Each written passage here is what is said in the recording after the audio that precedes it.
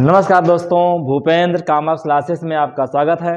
बेटा हम आप सबके लिए जैसे पिछला वीडियो बनाए थे होल्डिंग कंपनी के बारे में। होल्डिंग कंपनी क्या होती है, होल्डिंग कंपनी, सहायक कंपनी के प्रकार। आज हम आपको बता रहे हैं होल्डिंग कंपनी जो होती है, जो अपना चिट्ठा बनाती है मिश्रित, तो मिश्रित चिट्ठा यानी कंसोलिडेटेड बैलेंस शीट कैसे बनाती है उसका प्रोफार्मा लेकर आए। तो पहले ये जान लीजिए बेटा कि कंसोलिडेटेड बैलेंस शीट होती क्या है। आपको बता दें कि आपके एग्जाम में 100% आने वाली चीज है। बीकॉम फाइनल में आपके एग्जाम में 100% आएगा, चाहे जो विश्वविद्यालय हो, होल्डिंग कंपनी से श्योर है आएगा। तो इसका चिट्ठा हम लेकर आए हैं आज। तो बेटा सुनिए, मिश्रित चिट्ठा से मतलब होता है जैसे कोई होल्डिंग कंपनी है, उसके पास कई सारी सहायक कंपनियां होती हैं। तो जैसे एक्स कंपनी होल्डिंग कंपनी है तो उसकी वाई कंपनी, जेड कंपनी सहायक कंपनी हो गई। तो एक्स कंपनी और वाई कंपनी और जेड कंपनी, तीनों कंपनियों की लायबिलिटीज, तीनों कंपनियों का दायित्व, तीनों कंपनियों की लायबिलिटीज, तीनों कंपनियों का दायित्व अर्थात तीनों कंपनियों की संपत्तियां, इन सब को जोड़ लिया जाएगा। यानी होल्डिंग कंपनी और सहायक कंपनी, दोनों कंपनियों, जितनी भी सहायक कंपनियां हैं वो, और जो होल्डिंग कंपनी है वो, उन सबकी लायबिलिटी और उन सबका एसेट्स, दोनों को शामिल करके जो चिट्ठा बनाया जाए वही क्या होता है, मिश्रित चिट्ठा होता है। ये कैसे बनाते हैं, इसका प्रोफार्मा क्या है, आइए आपको बताते हैं। नई बैलेंस शीट के अकॉर्डिंग इसको मिश्रित चिट्ठा भी कहते हैं, समेकित चिट्ठा। अगर आपके प्रश्न में समेकित नाम से आएगा तो समेकित चिट्ठा भी कहते हैं, और समेकित वित्तीय विवरण, फाइनेंशियल स्टेटमेंट भी कहते हैं। जो कंसोलिडेटेड बैलेंस शीट है उसको जब बनाएंगे तो ऊपर क्या लिखेंगे, consolidated balance sheet of holding company, यानी जो होल्डिंग कंपनी है वो, एंड इट्स सब्सिडरी कंपनी, यानी होल्डिंग कंपनी और सहायक कंपनी दोनों कंपनियों की लायबिलिटीज और एसेट्स को मिक्स करके चिट्ठा बनाते हैं, इसलिए इसका नाम दिया गया है मिश्रित चिट्ठा। इसे संयुक्त चिट्ठा भी कहते हैं। ठीक, अब इसका प्रोफार्मा क्या है, एज एट लिख देंगे यहां पर जिस तारीख को बनाना होगा आपको, पार्टिकुलर्स है, नोट नंबर यहां लिख देंगे जो वर्किंग नोट आप किए रहेंगे, और यहां अमाउंट रहेगा आपका। तो लायबिलिटी साइड बहुत इजी है। देखिए सबसे पहले आप लिखेंगे इक्विटी एंड लायबिलिटीज, ये आपका कैपिटल लेटर में रहेगा, इक्विटी एंड लायबिलिटीज। अब इसमें पहला हेड आपका है share holders fund. Share holders fund में पहला है share capital of holding company. जब भी आप मिश्रित चिट्ठा बनाइएगा, कंसोलिडेटेड बैलेंस शीट बनाइएगा, तो कैपिटल में केवल होल्डिंग कंपनी की कैपिटल दिखाइएगा। किसकी? केवल होल्डिंग कंपनी की। सहायक कंपनी की पूंजी को आपको नहीं दिखाना है, किसी भी सब्सिडियरी कंपनी कैपिटल को शो नहीं करेंगे। ठीक, दूसरा है आपका reserve and surplus. Reserve and surplus संचय एवं आधिक्य में क्या है, 3 पॉइंट दिया गया है। Consolidated revenue reserve, capital reserve के अलावा, सही सुना आपने, कैपिटल रिजर्व के अलावा कोई भी रिजर्व होगा, किसका? होल्डिंग कंपनी का। किसका? होल्डिंग कंपनी का, तो उसको आप दिखा दीजिएगा। अर्थात कोई भी रिजर्व सहायक कंपनी का दिखाया नहीं जाएगा। आगे है कैपिटल रिजर्व है। कैपिटल रिजर्व के बारे में एक चीज कहा गया है कि कैपिटल रिजर्व और गुडविल ये दोनों बैलेंस शीट में एक साथ नहीं दिखाई जाती। तो कैसे दिखाएंगे ये भी जान लीजिए। मान लीजिए आपके प्रश्न में कैपिटल रिजर्व है, कैपिटल रिजर्व आपके प्रश्न में है मान लीजिए 10,000, और उसी प्रश्न में गुडविल कितना आ गई, उसी प्रश्न में गुडविल आपकी आ गई 15,000 मान लीजिए। तब ज्यादा क्या है, गुडविल कितना ज्यादा है, 5,000। तो ये 5,000 गुडविल है, तो कैपिटल रिजर्व और गुडविल दोनों एक साथ बैलेंस शीट में नहीं दिखाए जाएंगे, जो ज्यादा रहेगा वही दिखाया जाएगा। तो ज्यादा क्या है यहाँ पर, गुडविल। तो गुडविल हम कहाँ दिखाएंगे, बैलेंस शीट के एसेट्स में, इंटेंजिबल में।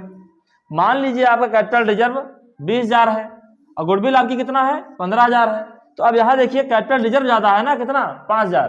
तो अब कैपिटल रिजर्व को दिखाएंगे कहां, बैलेंस शीट के लायबिलिटी साइड में कैपिटल रिजर्व में दिखाया जाएगा। यानी कंसोलिडेटेड बैलेंस शीट बनाते समय, मिश्रित चिट्ठा बनाते समय कैपिटल और गुडविल दोनों को एक साथ नहीं दिखाते हैं। ठीक है, तो इस तरह एडजस्ट करके जो भी ज्यादा या कम आएगा, कैपिटल रिजर्व ज्यादा होगा तो यहां दिखा दीजिएगा, गुडविल ज्यादा होगी तो यहां दिखा दीजिएगा एसेट्स में। आगे आते हैं बेटा, कंसोलिडेटेड सरप्लस ऑफ पीएल, इसमें क्या दिखाएंगे, होल्डिंग कंपनी का लाभ, यानी होल्डिंग कंपनी का प्रॉफिट, और होल्डिंग कंपनी को प्रॉफिट में जो हिस्सा मिलता है रेवेन्यू प्रॉफिट में, वो जब आप वर्किंग नोट करते हैं तो प्री एक्विजिशन प्रॉफिट और पोस्ट एक्विजिशन प्रॉफिट, क्रय के पहले का लाभ और क्रय के बाद का लाभ।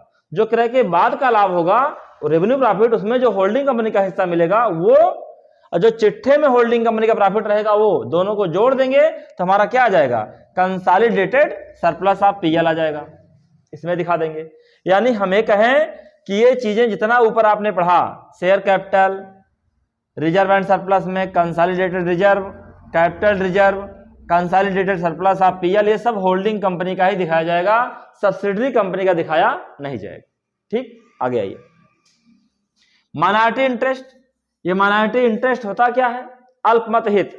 जैसे एक्स कंपनी वाई कंपनी का 100% ना लेकर के 60% शेयर ले लिया, तो जो 40% शेयर बचा ये क्या है, ये है minority interest.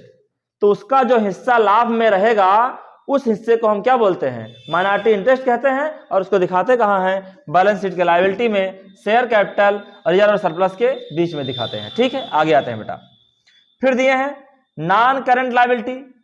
Non current liability, इसके अलावा आप कोई भी लायबिलिटीज होंगी, कोई भी लायबिलिटी होगी नॉन करंट में, ऑल कंपनी यानी होल्डिंग कंपनी के साथ साथ सब्सिडरी कंपनी का भी दिखाया जाएगा, दोनों की जोड़ करके तब दिखा देंगे। यहां पर जितनी सब्सिडरी कंपनी होगी, मान लीजिए एक्स कंपनी है होल्डिंग कंपनी, वाई सब्सिडरी है, तो एक्स का भी और वाई का दोनों जगह जोड़ के तब यहां पर दिखाएंगे।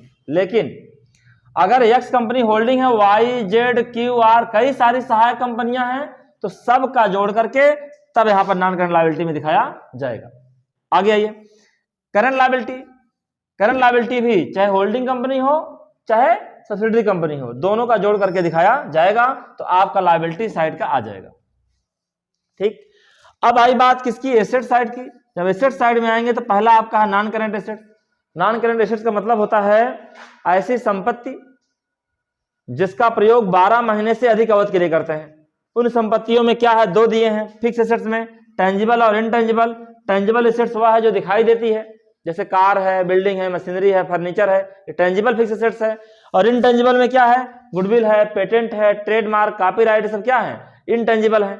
तो चाहे टेंजिबल हो चाहे इनटेंजिबल हो, ऑल कंपनी का यानी होल्डिंग कंपनी के साथ साथ सब्सिडरी कंपनी का भी जोड़ करके हम यहां पर दिखाएंगे। ठीक, फिर दिए हैं नॉन करंट इन्वेस्टमेंट। अब बात अगर इन्वेस्टमेंट की आई तो सुन लीजिए,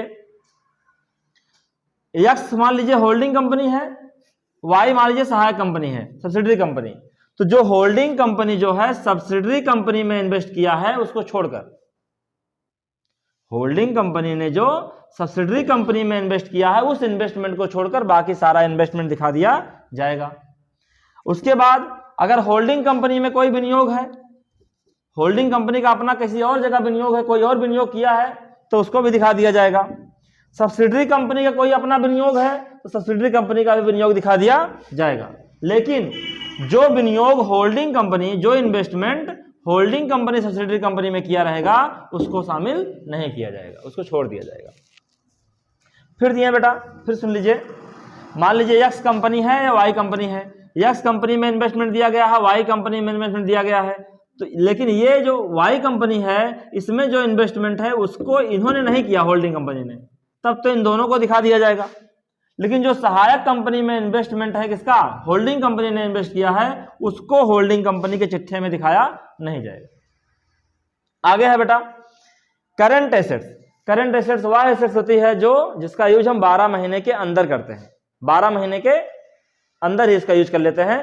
ऐसी संपत्तियों के हम क्या बोलते हैं, करंट एसेट्स कहते हैं। इसमें हम चाहे होल्डिंग कंपनी की एसेट्स हो चाहे आपकी सहायक कंपनी की एसेट्स हो, दोनों की एसेट्स को जोड़ करके यहां पर दिखा दिया जाएगा। तो इस प्रकार से मैंने आपको बताने का प्रयास किया कि होल्डिंग कंपनी और सहायक कंपनी दोनों के एसेट्स और लायबिलिटी को मिक्स करके चिट्ठा जो बनाते हैं कंसोलिडेटेड बैलेंस शीट, उसका फॉर्मेट क्या है। अगर आप इसी फॉर्मेट को याद कर लेंगे तो आपको होल्डिंग कंपनी में मिश्रित चिट्ठा बनाना आ जाएगा। धन्यवाद।